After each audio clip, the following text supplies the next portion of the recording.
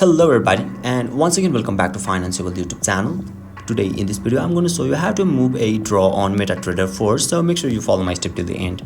First thing first, I assume that you have already downloaded the MetaTrader 4 app, and once you open it you'll be able to see the interface on in the screen where you can see chart option at bottom. Just tap over there and now you'll be redirected to your chart section where you can see the chart of USD JP price on in the screen, and right above the screen you can see the object symbol which is at left side of the trade option.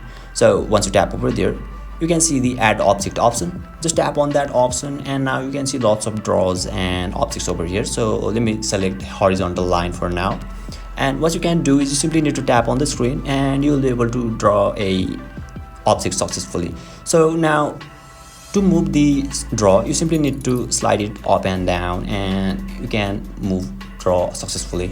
So basically this is how you can move a draw on MetaTrader 4. And if you still encounter any issue during this process, feel free to leave a comment and I'll be happy to assist you. If you found this video helpful, please give it a thumbs up, and if you are new to this channel, make sure to hit the subscribe button and set the bell icon to on so that you can stay updated with our latest content. Thank you for watching and I'll see you next time.